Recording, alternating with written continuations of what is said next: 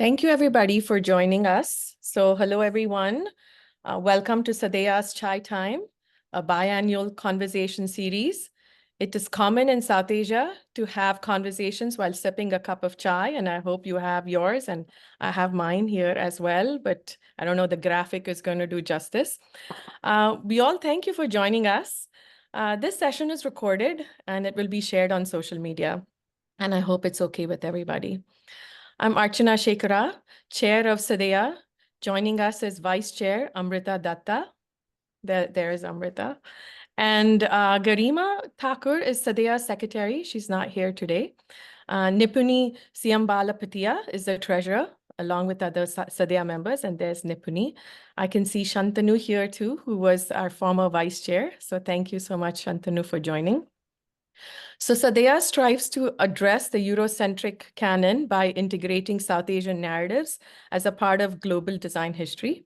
It aims to build community with South Asian educators and students by providing mentorship and growth. SADEA seeks allyship from the design community, and membership is open to all who support South Asian cultural heritage, identity, and narratives. Our topic for Chai Time today is faculty evaluations, promotions, and tenure. And we have invited guests joining us from Indiana and Alabama. And I request Amrita Datta to introduce Herron Ganci and also Nikhil Ghodke. Thank you, Archana. Greetings, everyone. I'm Amrita Datta and the SADEA Vice Chair. As Archana mentioned, it brings me great joy to present two wonderful guests for today's event. I've had the privilege of collaborating with both individuals, and I'm thrilled to share their insights with all of you. Dr. Herron Ganci is a visual communication and user interface designer with expertise in user-centered design. He has taught at Indiana University's Herron School of Art and Design in Indianapolis since 2012 and is currently an associate professor and chair of the Visual Communication Design Department.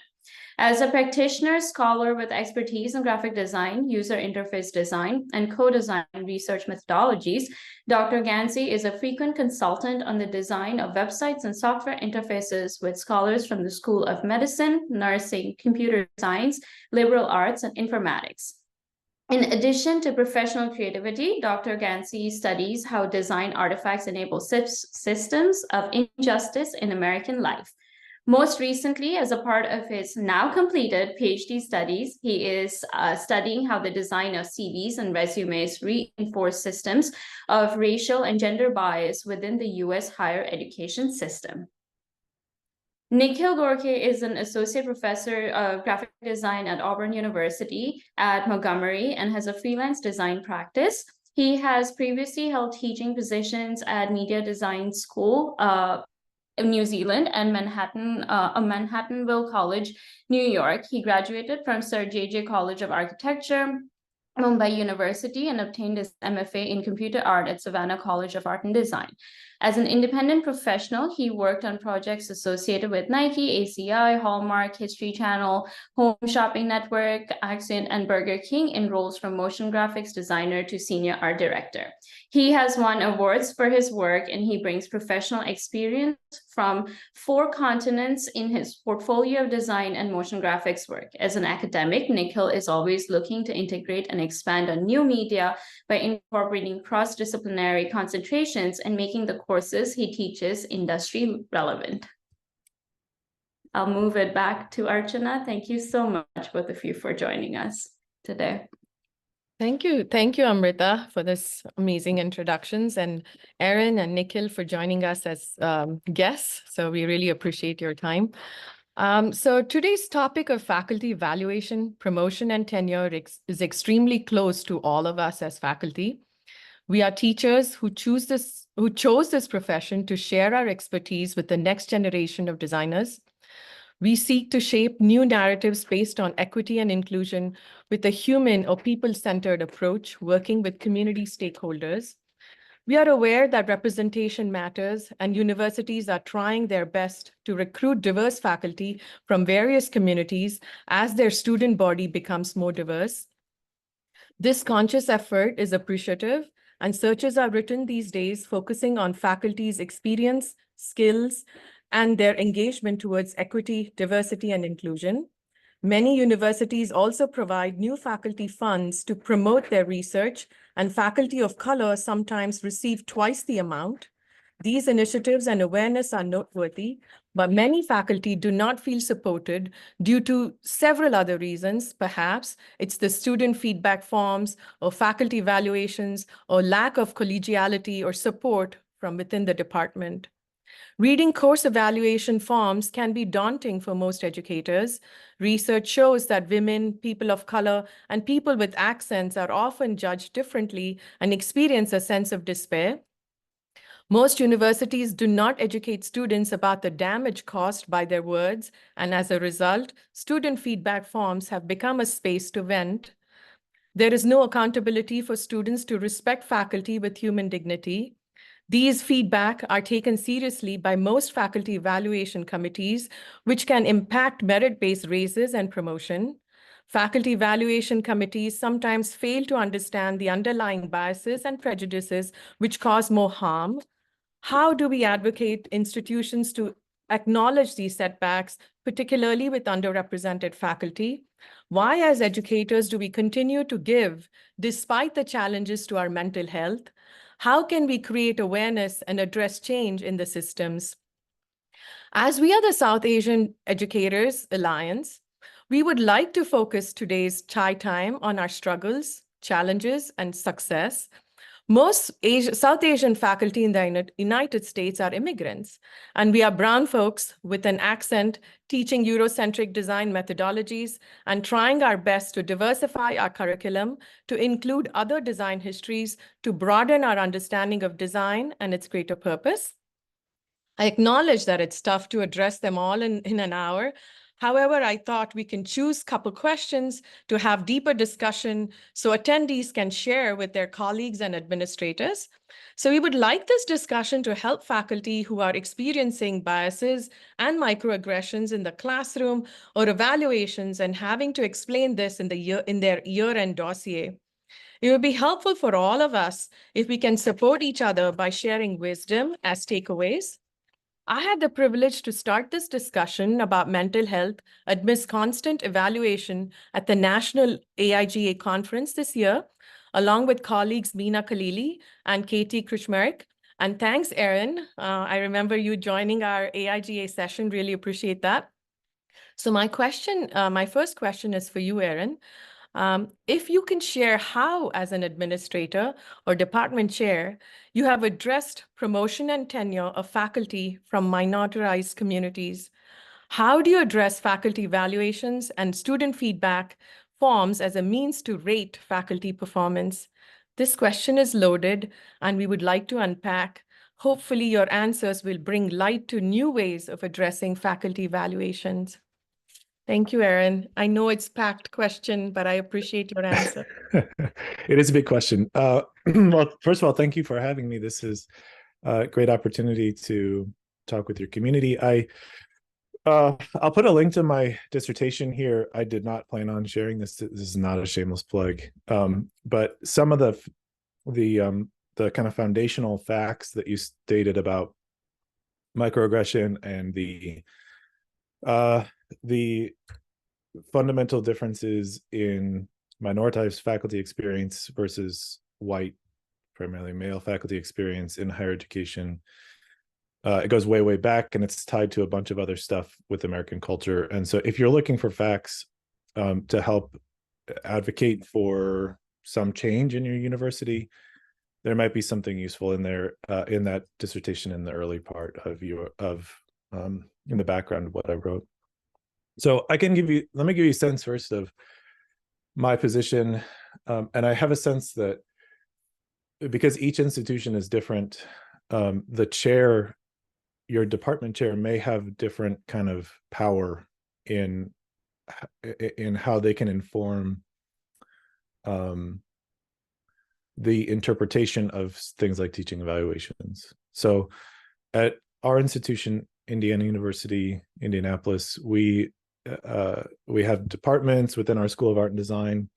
I oversee the Department of Visual Communication Design, which I'm happy to have Amrita as a part of, as an assistant professor. And we do, there's two main points where we look at teaching evaluations. So one is in the annual review process. And as Archana said, that does factor into things like raises or long-term in promotion and tenure.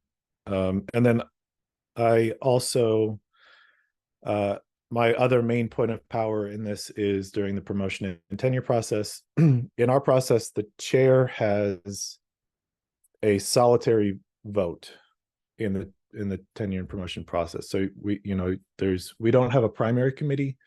Some of you may, if you're in a big school, but I'm the first point of review for the candidate's dossier. So I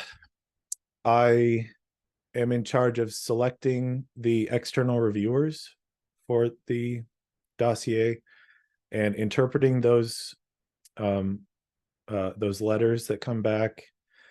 And I'm also in charge of evaluating venues of dissemination.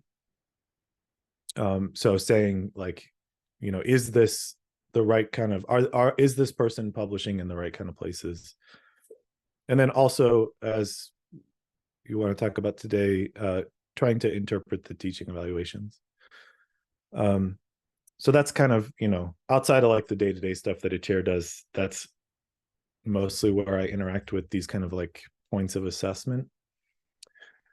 I've been chair for 4 years now. I'm in my 4th year. Started during the pandemic, which I wouldn't recommend. So I've seen a few cycles of it. Now, because of my research into the CV and faculty evaluation, I knew that there was this discrepancy of minority faculty getting poorer reviews, and women and minority faculty. So intellectually, I knew it was a thing, but it is such a real thing. I couldn't believe it when because I see all the reviews every semester, and it's just sort of shocking to see, especially if in our institution we often have people co-teach. So we'll have 2 instructors with 2 joint sections, and if one of those people is a white man and the other person is a minority, especially if an immigrant who English is a second language, like this, it's staggering, the difference in both the numerical value and also the like quality of the student qualitative feedback. So I'm preaching to the choir here, but you all know it's a real thing. I can tell you from my view as like at a department level, those patterns really emerge. So I think what I can do for you here today is just tell you like how I approach it. I know that it depends on you. Like you have to have a department chair who believes that these things exist, right? Or that like you have to have administration that believes that these disparities are present in the classroom. Otherwise, it's a little bit of an uphill battle, I can imagine, right? So I view my role as trying to interpret student evaluations to kind of sort out the good and the bad, to identify what things are likely to be just biases coming out and what things are actual valid criticisms. And so when I write my annual review reports or I write my tenure review reports, I try to make it clear up front that I acknowledge that biases do exist in these types of evaluations, and that if the person's quantitative scores are lower than average, it's likely a function of that. So I try to just be explicit about it and cite any study that I can off within the document. And then in terms of qualitative responses, I try to do the same, right? So I'm with that understanding in mind. This, I can see that this person is excelling in these ways, and they may have, students may have legitimate issues on these fronts, but I know this person is working on it, that kind of thing. So it's really like trying to expose anything that I may be aware of in terms of biases to the people above me, right? So as it gets to the school level and to the dean and to the university, that they acknowledge these things.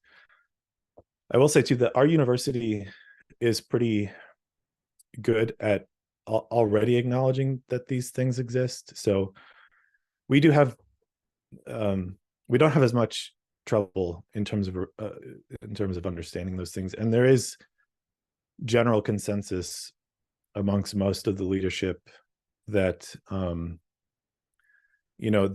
teaching evaluations are sort of outdated mode of actually evaluating teaching performance. So other ways you can evaluate teaching performance are internal or external peer reviews. So you may have the same in your institution, but we have a required number of peer reviews from other faculty in the department that are either evaluating like a single class session or a course that you're doing. That's a good way to get actual kind of feedback about what's happening. And then you could also do external reviews, especially if you're doing curriculum that is leading edge in the areas of diversity curriculum, or as you're trying to expand the canon of design education.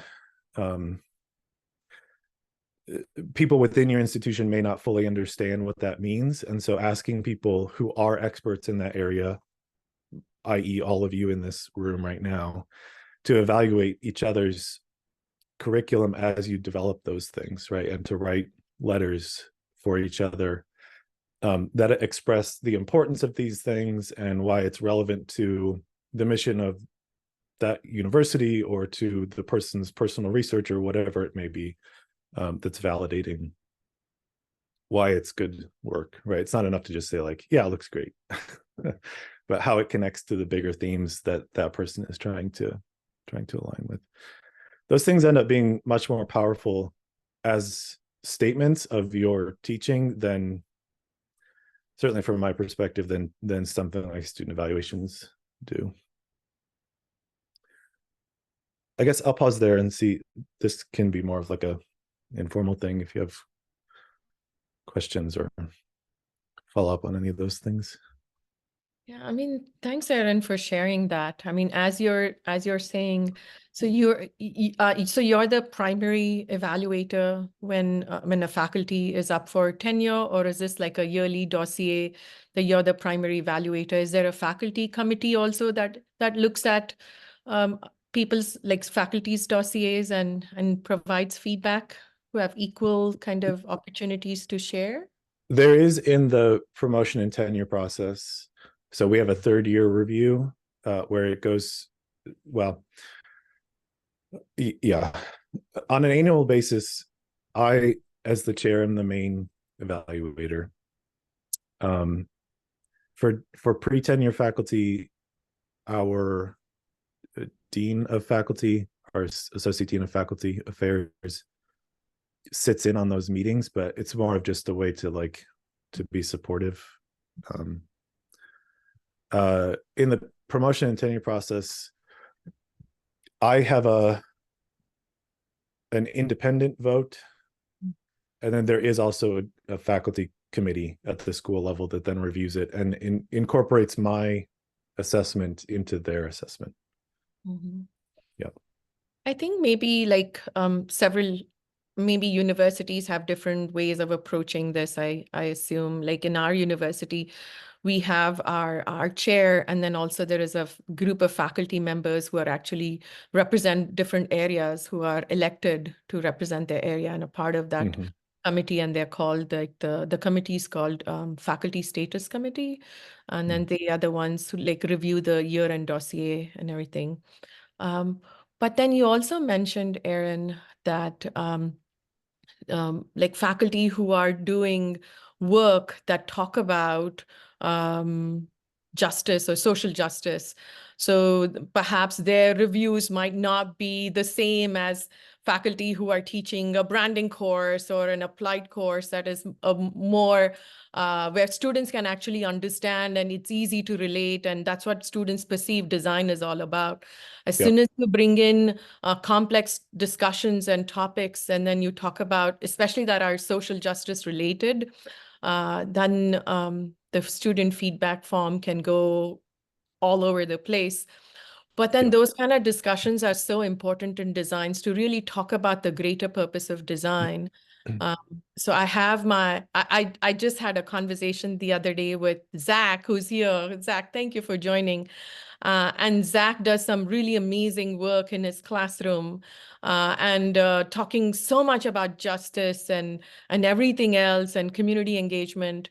So I just wondered, again, there are several of faculty members, I assume, have joined here. So I just wanted to know, how is your experience like? Is your student feedback form all great and everything's like as expected, or are there any challenges that you have faced and that we could hear and kind of support each other? And then Erin, with as being an expert here as the chair, can also kind of decipher and help us. So I'm just opening this. I'll just say one thing really quickly, that yes,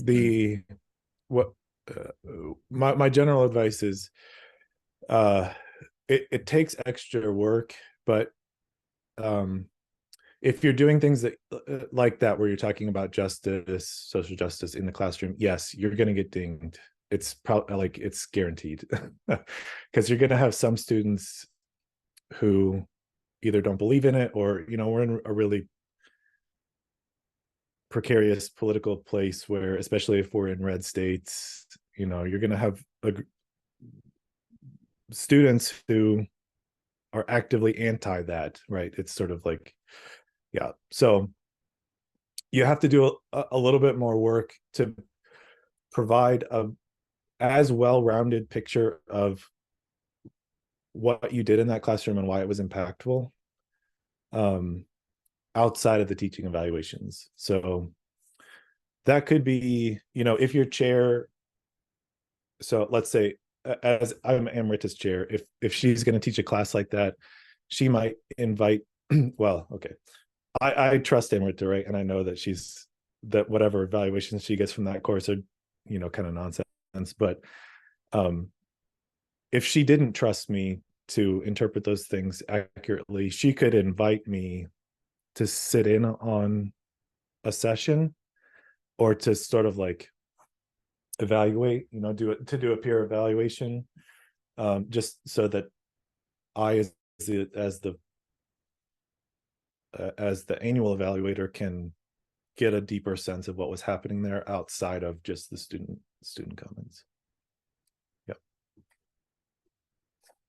I mean, thank you, Erin. Again, I think that trust issue also helps, like when the administrator or like the chair is aware of what the intentions of the faculty member, and be supportive. I think that's really super important. I think I just wondered if other people can share their experiences as well.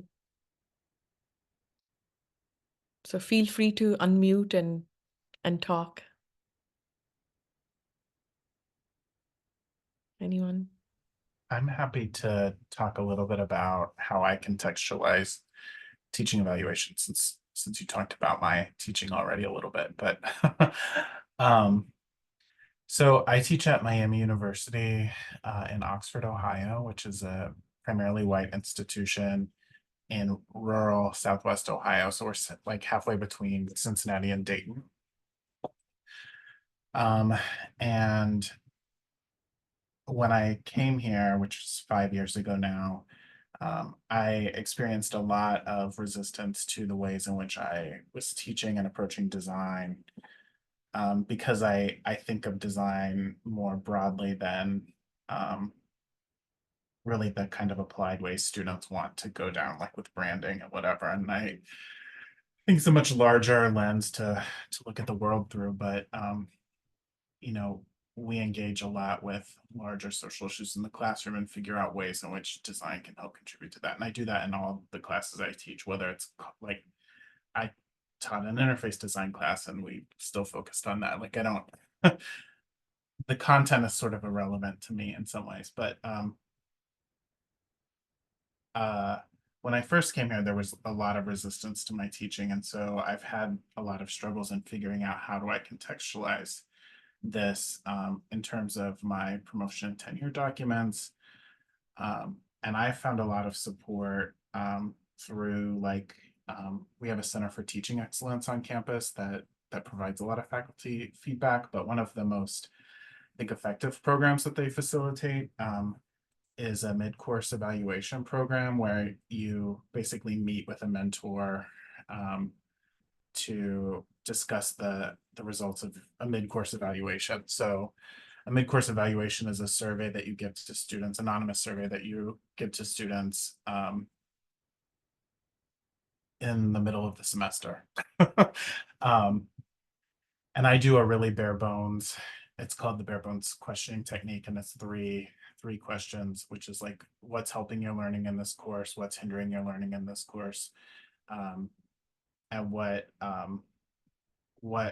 what could change to improve your learning in this course. And those kind of qualitative feedback have been really helpful for me in adjusting my teaching and figuring out how to work with students. And I continue to do this now, even though my summative scores from the end of course evaluations have drastically improved. I still find that this is a way in which I can approach the classroom almost like a co-design experiment. That was another big shift for me. When I first came here, it was a lot more like me telling students that these are the issues that are happening. And now it's more like a process of discovery. So I invite them in. I share my teaching philosophy with them at the beginning of the semester. I talk to them about like, who do you think reads the course evaluations at the end of the semester? Because that's an interesting conversation to have with students, because they were like, well, the president and the chair and everybody. And I'm like, no, that's not who reads this. So I think, being honest with them about what this is and how it relates to, you as a person has also been something that's really helped me. I would second I that. really care about them. Yeah, I would second that 100%, Zach. I think so. Taking my chair hat off, just as a faculty member, I think it does really help students understand how these. If you can describe to students how the evaluations are being used, and tell them, I found just like telling them, if you cuss in this thing, nobody's going to take it seriously, right? So if you want, if you want the things you have to share to be heard by anyone, you need to take it seriously, and this is how it's going to be used and who views it and all the rest. I found that helps quite a bit. Well, and two, even in my documentation for promotion, it's like I talk about, we have to include every end of course evaluation, like the quantitative results in our document from every course we teach. But I talk about that I value them and I think that they're important, but I emphasize that it's really like a student or a teacher-centered evaluation, and it's about like preference and things more than it is about anything else. And that I think that the way in which I enact my teaching philosophy, which is around like a commitment to curiosity, the messiness of that like doesn't really align super well with the questions and outcomes of the course evaluation. So the mid-course evaluation is an opportunity for me to really take a student-centered approach to course evaluations. And that formative work is a lot more important to me. And I talk about that, and then I include all of the formative evaluations too. and like what I did each semester as like an intervention in response to them. I mean, these are great advice, like Zach, sharing what you do in terms of like inviting someone and then doing this mid-semester survey just to understand and also reflect and make those changes before the semester ends, because semester end student feedback forms are way too late. And then it's like, oh, I wish you told us in the beginning or in the middle, then I would have. But again, sometimes students are afraid to actually have that direct conversation with faculty, or they might hesitate, right? They might be like, oh, that's going to affect my grade. But what I do is after every project, I ask students to do a reflection. And then, so what is it that they learned? What were their challenges and things like that? Just like you, Zach, every class I teach, there is some kind of element about cultural identity, whether it's with the community or otherwise talking about social justice. And my evaluations have always been all over the place, at least in the beginning when I first started teaching in 2009. But over time, it's become very popular. And then students already know that if I take Archana's class, this is what I'm going to learn. And then I get a lot of students wanting to do this. So I think over time, things have changed. In the past few years, I think students are hungry to talk about what's going on in the community or what's going on globally. But these are all little changes that we can adopt as faculty members. But then also the privilege and power that the Faculty Status Committee has in terms of evaluating colleagues sometimes is also concerning because not everybody has this are interested in taking workshops or even have that compassion of understanding a faculty who come from underrepresented communities and be like, okay, I know what they're doing and I have this understanding. Again, not everybody has that understanding. So that becomes very tough, or sometimes faculty are not aware of their own privilege. And that becomes really tough as well. Very, very, very true. Yeah. So if anyone else wants to share anything, or I can ask my next question to Nikhil.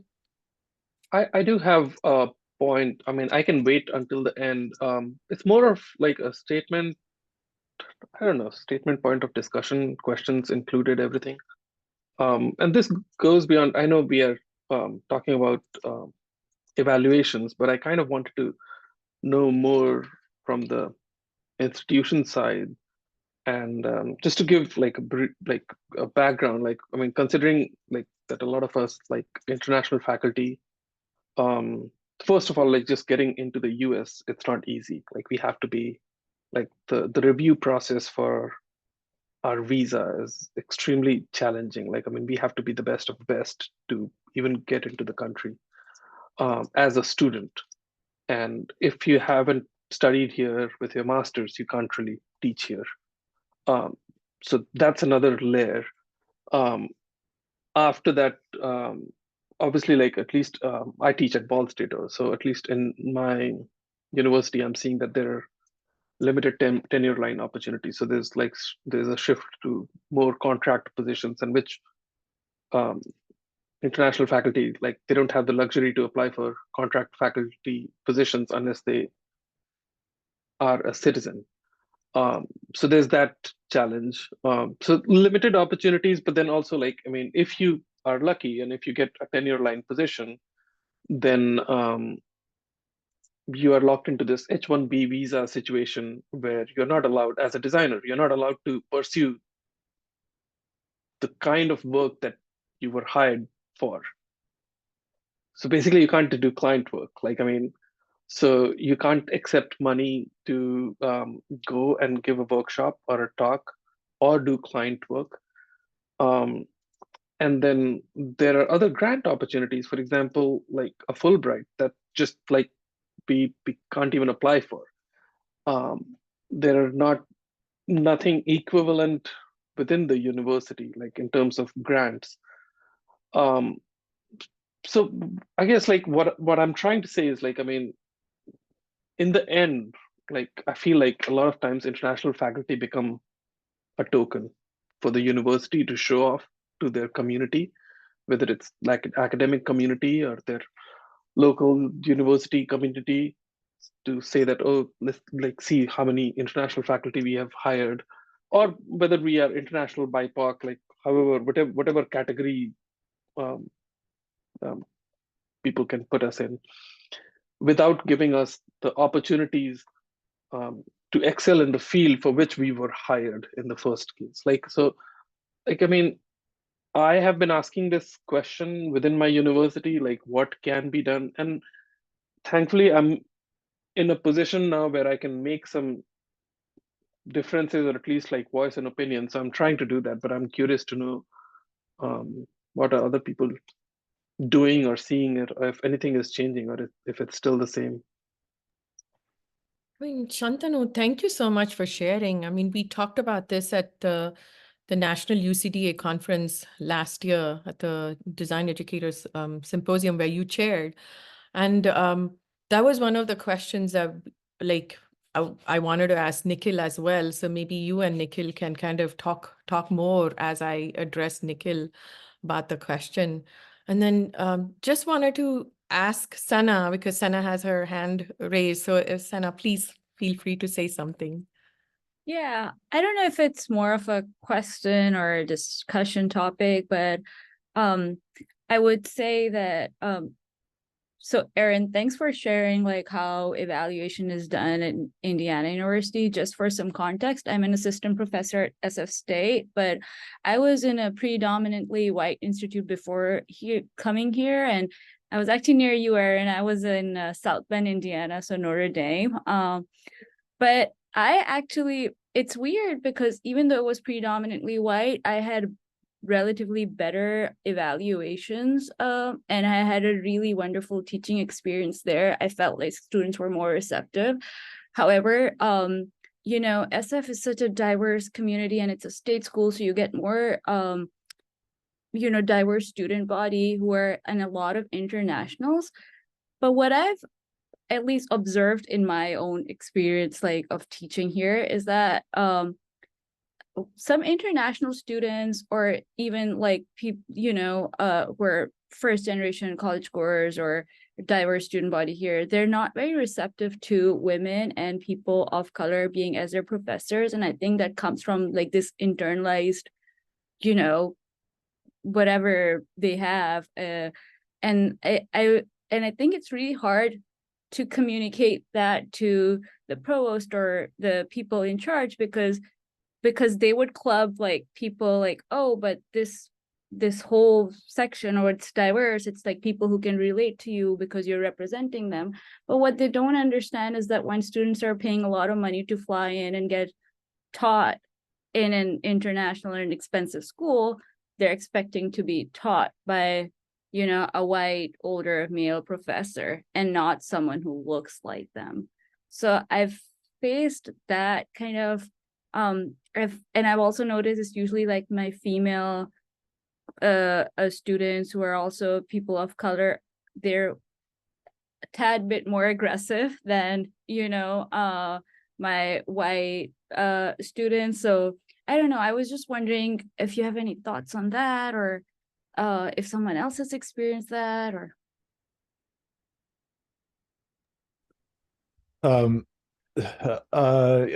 so yes, I can imagine all of that playing out. Interesting that Notre Dame students were more receptive. I wonder why that is. It's a different demographic for sure, right? More wealthy, they've had more probably international experiences generally. I mean, yeah, so one thing that I was thinking of while everybody was speaking is, so it's probably different at each institution, but at IU, the chair has control over the external reviewers in the promotion and tenure process. And so I always take that as it's a really critical step, because I need experts who are familiar with your type of work and your personal experience, right? So it's some kind of considering intersectional identity when I ask for those things, right? So they can speak to they've maybe had a similar experience, and that they can speak to how the work that you've done is excellent despite these other roadblocks that exist, right? So they can sort of speak to those things. I mean, I don't know. It's a really hard thing. Like, this is it's worthwhile to talk about it. But if you have a provost or a dean who doesn't buy in to that this stuff is real, it's really hard. I mean, the best you can do is sort of like gather as much data and as like well-rounded description of what you're doing and why you're doing it. And I'm trying to do this. I think Zach described it well, like this. I'm trying to do this in the classroom, and I know the students, the students aren't going to be as receptive to it, and that shows up in the teaching evaluations. Like, anything you can do to contextualize some of that data that they're used to seeing is helpful. It's not super helpful answer, but Sana, the thing that you brought up, or the point that you brought up, is like, I think historically white institutions are making an effort to kind of become more aware of what faculty or even students from minoritized communities or underrepresented communities, when they come into the classroom, or how to create better experiences for them. And I think they are becoming more cognitive and really pausing and conducting workshops and to just understand their own privilege. But then what you're addressing is a completely opposite of it, right? So where students come from maybe privileged backgrounds, or maybe they're diverse students already, and when they come and then they see faculty who look like themselves, like who look like them, and especially international students who come and then they come to class, and you're like, oh boy, it's the same brown person teaching, and I'm coming from a brown country. I thought I'm coming to the United States and I'm going to learn from somebody white. And I'm going to learn this Eurocentric curriculum, and why is this person teaching it, right? So there is that new question. So I just wondered how many universities have actually begin or that discussion, where it's like, so how can I support faculty who come from diverse backgrounds, who are actually teaching students from diverse backgrounds? So how do students perceive them? And how do we educate ourselves as we are doing these student feedback forms? Or like, because the student feedback forms are so general. And then sometimes they are not really depicting what they actually want. It's like, it's so general. So it really doesn't apply sometimes to art or design, right? The real ones you get perhaps are like those paragraphs that they ask. And then students start writing. But these days, at least in our university, students can actually speak, and it'll just type it for them. So instead of writing in sentences, students will speak in paragraphs. So it's like, oh my gosh, this is a thesis about a faculty member, not wanting to listen to whatever that students have to say or whatever that is. But it's a place of venting. And I see that Mohammed has been very active on chat. Thank you so much, Mohammed. And Mohammed was talking about how midterm reviews does help students, and that's what he's been doing, just like what Zach suggested. And then he also talks about, I think that satisfied, grateful students do not usually use the evals often. That's true. So sometimes students don't really do any evals because they're all online, and then they're very happy with their with whatever the faculty is teaching, and sometimes don't even bother to do the evaluations. And then we as faculty, we are like how Aaron was suggesting, we just have to give them that extra time and then be like, please do it, because it's super important, not just for us to self-reflect, but also for the faculty status committee and our chair to know what we are doing. But Sana, but thank you so much for your point. I think that's something that we all have to address. That is something new in terms of discussion. And then I think I see Aaron and and Mom are chatting. So that's awesome. I'll move on to Nikhil's question. I know Nikhil's been patiently waiting. Nikhil, my question to you was similar to what Shantanu was saying. So your experience as like we as South Asians have come to the US for higher education, and we have joined academia. So besides teaching, we are expected to have a robust research and practice, but immigrant educators experience several hindrances as they choose to practice design because of their visa process, and this impacts faculty scholarship. And you and Shantanu both had shared your experiences candidly at the National UCDA Educators Symposium last year, which I believe was very powerful and impactful, and it resonated with many attendees of our panel. So please, can you share your thoughts about this? And so many people become more aware as we share this on social media. Thank you for having me. So first off, like I just want to continue on the conversation we had about the teaching real quickly. So yes, that evaluations, they tend to be subjective, and yes, we kind of all face that. And kind of going back to what Aaron said is like being very meticulous about making it objective and data and qualitative would be a good thing to add to your dossier. So for example, like if there is enough research done in the field in terms of like how minority faculty are getting reviews which are not the same as their white peers, then collect that data, make it part of your dossier. That's something I would strongly advocate. And also, the evaluations are like one component of your teaching. When you go up for tenure and promotion, it's research, teaching, and service. So within teaching, again, evaluations is one component. And so it comes down to you how you kind of write a dossier, how you structure your argument. And so making use of this data where you kind of cite your sources, where you kind of refer to these articles about what's happening with reviews in higher institutions around the US, that would substantially strengthen your case. And then again, like with regards to teaching, you also have the other component where like if you're doing some good assignments in the class projects, some of the ones that I did had like external clients. So I was able to kind of validate, have like external validation about, okay, this is my projects the students did, and it had an actual objective, a purpose, and they also contributed to the students. And it was kind of evident. I would collect like photographs, capture bytes from the external kind of client feedbacks, and again, add that to my dossier. And then if you have a class which might have some issues with student evaluations, maybe kind of get external, invite external peer reviews.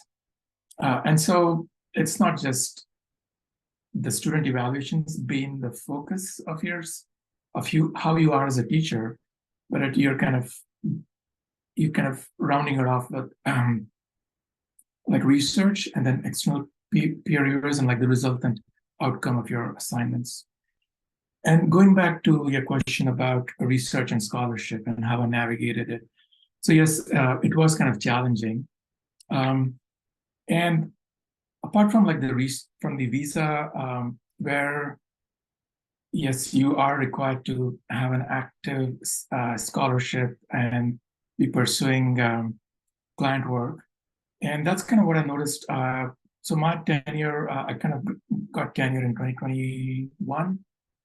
And so I was at this institution for 3 years and then a previous institution in New York. So I had like 3 years of credit from the institute in New York and 3 years from here. So it was kind of interesting that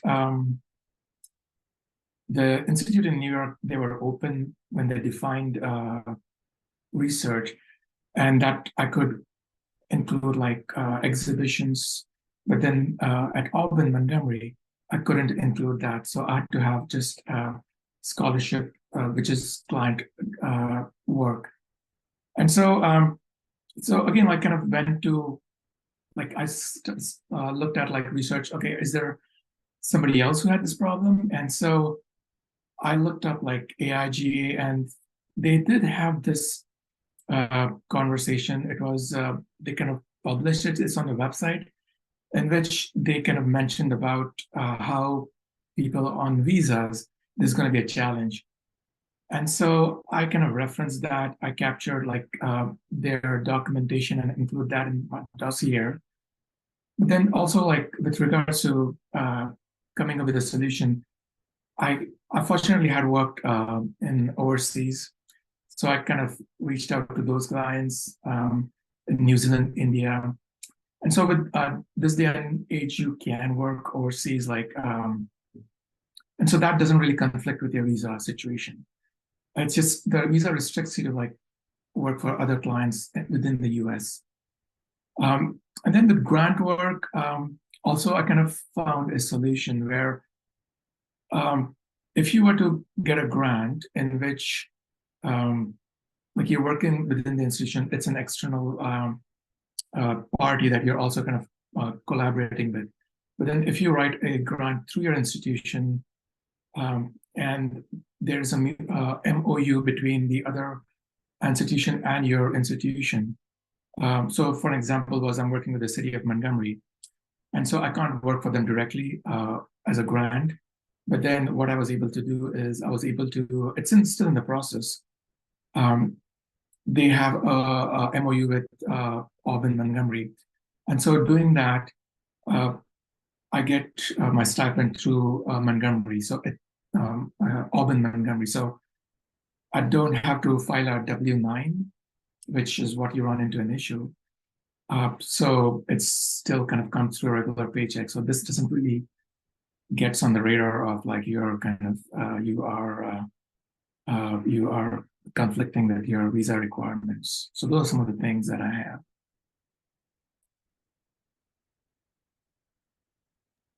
Thank you, Nikhil, for sharing the challenges that you underwent, and then also like talking about research and scholarship as a part of evaluation, and also the service as a part of evaluation.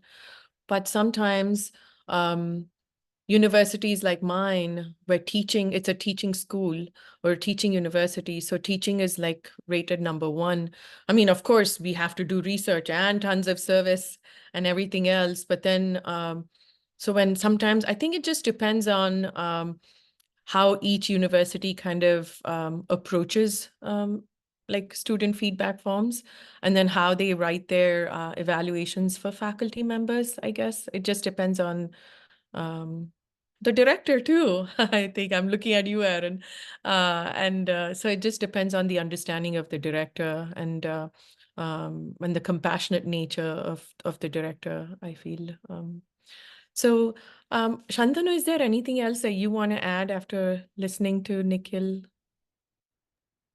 No, I mean, I think what Nikhil shared was like, at least with the grant opportunities, that was more of a personal, how he navigated through the system. But what I was asking was more about like some of the grants that are not like internal, but external grants that are not really open to international faculty. There are limited opportunities. So my point was regarding that. And I was reading the comments on the chat, and it just occurred to me. I'm saying this as a joke, but there's obviously a lot of truth in this. Good luck for this semester evaluations. Now our students know how to use ChatGPT. So we'll have like proper paragraphs of like how they think and what they want to. Yeah, so it'll be interesting. I was in a meeting this morning where I heard a couple of students talk about how they're using ChatGPT for their research and all of that. So I was like, okay, well, this is going to be interesting. And like, I mean, it's fine. It's AI. Like, I mean, we will be using it as we are speaking on Zoom. We already have AI features in this. So, I think what I was trying to address was more of like, I mean, I don't know if this is something that like there's no short answer to this. This is more of a like a academic, like institutional structural issues, and mean, I do think sometimes that it would be beneficial. Like, for example, when I was hired in School of Art, I was the first international faculty. Now we have 3. So I'm thankful for that. But I also think that the school or the college needs to work with the international center, bring them, bring the people here. Like, it's not just the students. Sometimes our faculty, they don't know how to work with international faculty. When we, and as Nikhil was saying, evaluations is just one part of it. But even when we go into the salary and merit and all the other kinds of things, like, I mean, we are limited to like the kind of work that we can do.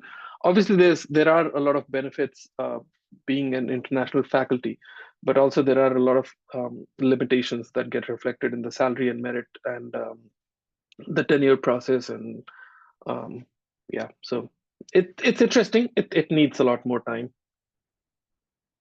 I mean, thank you, Shantanu, for talking about AI. Like the students, we are going to get some really sophisticated student feedback form for sure. Yeah, but thank you so much. Is there anything else that you want to discuss, everyone, that we missed or you want to add? So just kind of one thing, because we are talking like tenure, tenure and promotion for international faculty in the design field.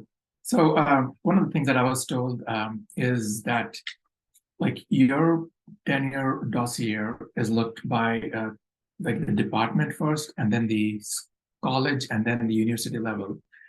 And so what I was told, and what was very helpful for me personally, was a lot of these, like especially on the college level and the university level, like many of the committee members do not know what design is. They wouldn't know you as a international faculty or challenges. I kind of have expertise in motion graphics. They wouldn't know what is motion graphics.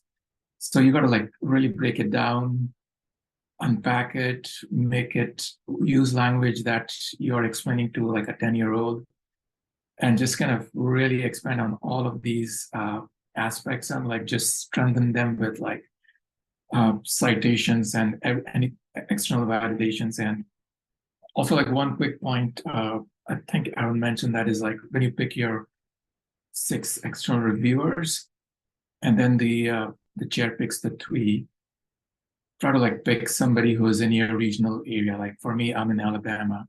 So I picked people I kind of ran into in conferences. But then also like people who, some of the conferences like do have these panel discussions around faculty evaluation. So maybe kind of somebody who is sympathetic to that. I picked somebody from Arkansas, a neighboring state. So just kind of being strategic about how you approach your dossier, how you pick your referees, that those would be kind of helpful in kind of building a strong dossier. Thank you so much, Nikhil. I totally agree. Like, and I also looked at Mohammad's comment. How can we get involved and be a part of those faculty status committee? I've been on the faculty status committee almost 7 years in our school in my 15 years of teaching. And then I've also served as like this year alone, I reviewed 4 dossiers as an external reviewer, one for promotion to full professor, and then the 3 of them were for associate professor. So it was promotion and dossier from different universities. So, and also I get to see what their expectations are, and like in terms of their faculty and then their research and everything else. But of course, I don't have access to their student feedback form, but then, but I just read more about their research and then their teaching. But then, and I'm also looking at time. I really thank Nikhil and Aaron and Zach and Sena, Amrita, everybody, Ruchita, everybody who's here. I really appreciate you all taking the time, Nipuni, and who else? Riha and Jordan and McKenna and Janly. So thank you so much for joining. I can just say a few words that what I am doing at my institution. So I serve on ISU's, I teach at Illinois State, by the way. I teach at Illinois State University. So I serve on ISU's President's Diversity and Inclusion Advisory Council, and I chair the Underrepresented Faculty Engagement and Advocacy Subcommittee. And I advocated for a university-wide implicit bias workshop for the school and the department's faculty evaluation committee each year. So it's not just like a one-time click in the box. So this training was implemented last year and through the provost's office.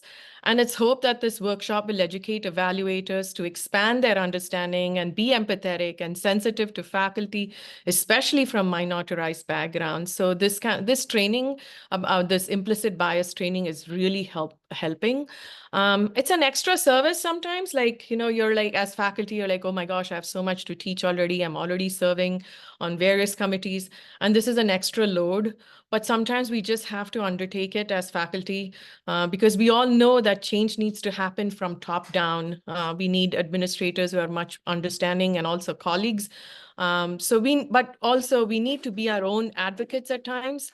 But then a collective voice will propel action in redesigning and interpreting the questions and answers on the student feedback forms, and also appeal to our own faculty status committee to provide agency for faculty to reflect upon their teaching and evaluate with greater sensitivity and respect. Sometimes, like when we write our own dossiers, I think the status committee or evaluators need to kind of understand that this is my colleague who has underwent so many whatever that they have underwent in the classroom, to be a little more sympathetic and not just be very judgmental, because it's easy to just sit in front of the computer and start evaluating people without really maybe not going to the core of this understanding, I feel.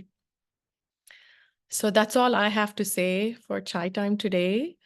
Again, if there's anything else, please feel free to join and send us an email to SADEA, and look forward to our emails. And this is the last event for this year.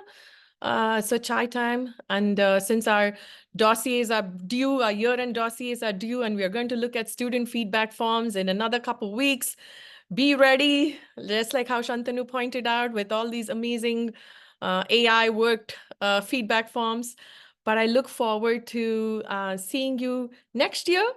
And it is going to be for Design Charcha in January. And I'm super excited to announce that Gabby Hernandez is our guest. And please look forward to our email. And you have a wonderful, happy holidays, and safe if you're going to be traveling. And take care, and happy holidays to you and your family members. Bye-bye. Thank you for joining.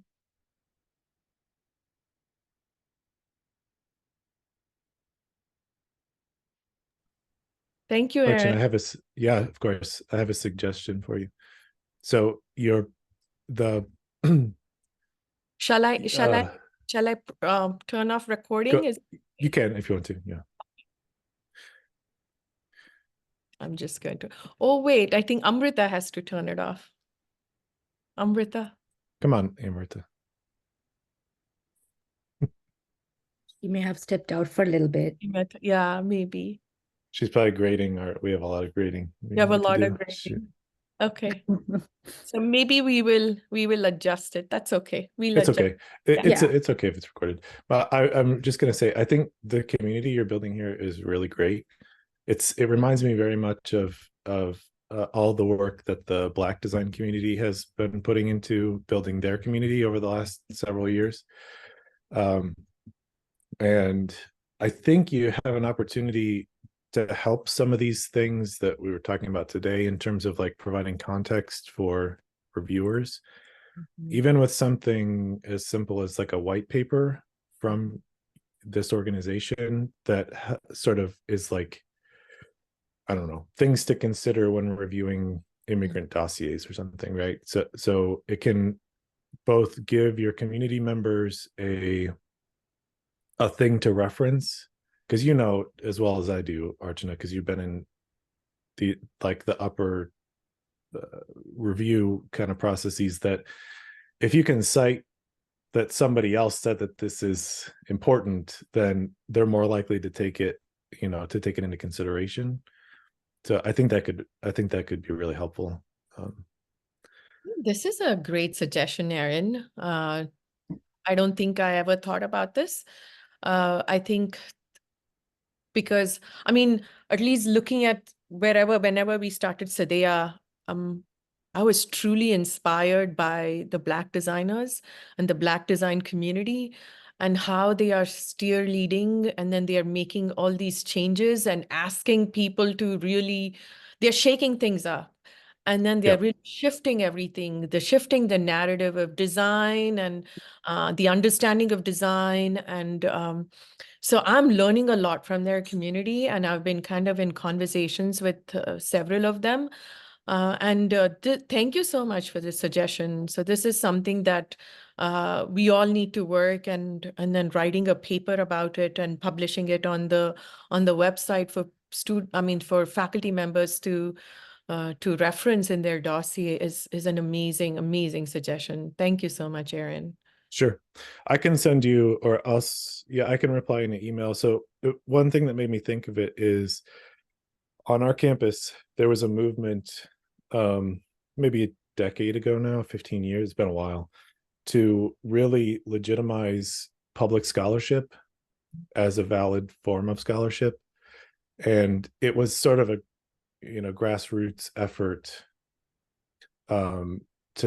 to raise the profile and to explain why it was important. And it was really just a group of faculty who they wrote a white paper, and then eventually they were able to get that sort of accepted by the faculty council and the university level P&T review committees, and then eventually got it integrated into the official, like, public scholarship is a avenue that you can get tenure through now. But that it all started with a white paper. So no, that's amazing, because we did something similar in our university as well, because civic engagement, if anybody was involved in civic engagement, that wasn't considered as research and scholarship. yes. So talking to the civic engagement folks, now we have a civic engagement center, which was established about 5-6 years ago at ISU. But then I've been doing civic engagement ever since I started teaching in 2009. And that was very difficult for people to understand, especially in the arts. We are not a school of art and design, we're the school of art. So then we started talking about it, and then I went up to the provost level, and then we had a discussion. And now the Civic Engagement Center also does discussions, and now it's becoming, we wrote it in the ASPT document.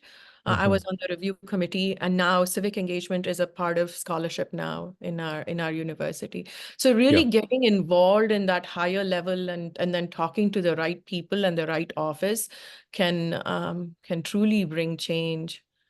I believe. Yeah. Thank you, Erin. Sure. Yeah. So Amrita, maybe we can we can stop recording.